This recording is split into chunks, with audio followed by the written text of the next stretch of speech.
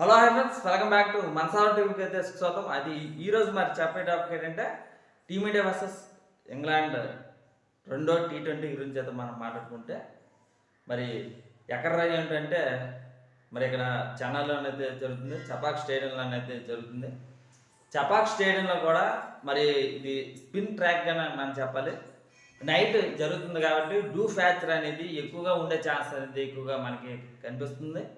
మరి ఈ డ్యూ ఫ్యాక్చర్ కారణంగా ఎవరు టాస్ గెలుస్తుందో వాళ్ళతో బౌలింగ్ ఎంచుకుంటే మరి ఖచ్చితంగా సరే మరి రెండో ఇన్నింగ్స్లో మాత్రం ఖచ్చితంగా సరే బ్యాటింగ్ అనుకూలించే ఛాన్స్ అనేది ఎక్కువ మనకి కనిపిస్తుంది. అయితే ఇక్కడ చాలా కీలకమైనది ఏంటంటే టాస్ అనేది ఎంత కీలకం అంటే అంత కీలకంగానే మనం అయితే చెప్పాలి. ఇక్కడ 2 సార్లు కూడా మరి అటు ఫస్ట్ బ్యాటింగ్ వేయించుకున్న వాళ్ళు మరి గెలిచారు, రెండోసారి చేసింగ్ వాళ్ళు కూడా గెలిచారు అనేది మనం చెప్పచ్చు. 140 వరకు కూడా వస్తే 150 160 వరకు వస్తే అది గ్రేటే, కానీ 180 కానీ 190 కానీ రావాలి. రాకపోతే చాలా కష్టంగా మరి మార్పు ఛాన్స్ ఎక్కువ మనకి కనిపిస్తుంది. మరి ఒకటే మరి చేసింగ్ అనేది చాలా ఈజీగా ఉండే ఛాన్సెస్ ఎక్కువ మనకి కనిపిస్తుంది. ఎవరైతే టాస్ చేస్తుందో వాళ్ళకి వెంటనే బౌలింగ్ అనేది ఎంచుకునే ఛాన్సెస్ ఎక్కువగా మనకి కనిపిస్తుంది. అయితే మొత్తం మీద ఇక్కడ బలబలాలు అయితే చూసుకున్నా మరి నాకు తెలిసినంత వరకు కూడా ఇక్కడ స్పిన్నర్స్ కానీ చాలా అనుకూలం చేసే ఛాన్స్ ఎక్కువ మనకి కనిపిస్తుంది.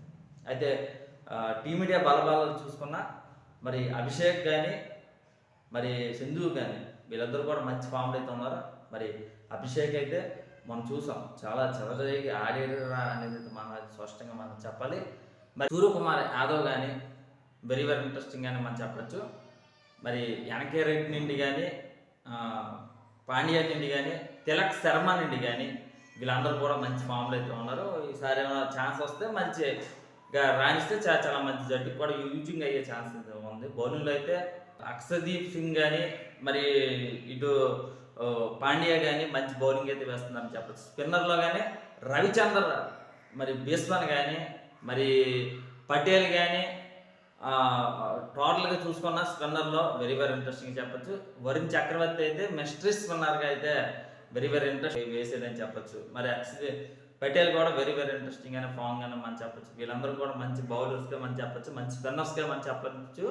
మరి బ్యాటింగ్లో కూడా మంచిగానే రాణించగలరు అనేది అయితే మనం చెప్పచ్చు. ఆల్రౌండర్ విభాగంలో చూసుకుంటే అక్సర్ కానీ మరి వెరీ ఇంట్రెస్టింగ్ అని బలబలాలు అయితే చూసుకున్నా అందరూ కూడా ఫెయిల్యూర్స్ అయ్యారని చెప్పచ్చు.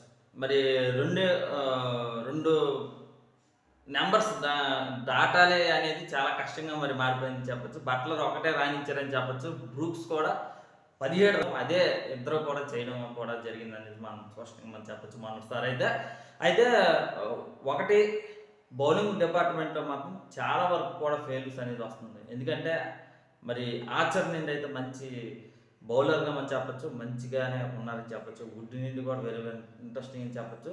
ఒక స్పిన్నర్ తీసుకుంటే చాలా మంచిది, మార్పు చేసుకుంటే చాలా మంచిది. మార్పు చేసుకోకపోతే మరి ఫెయిల్యూర్స్గా మనం చెప్పచ్చు. మరి బెన్ కానీ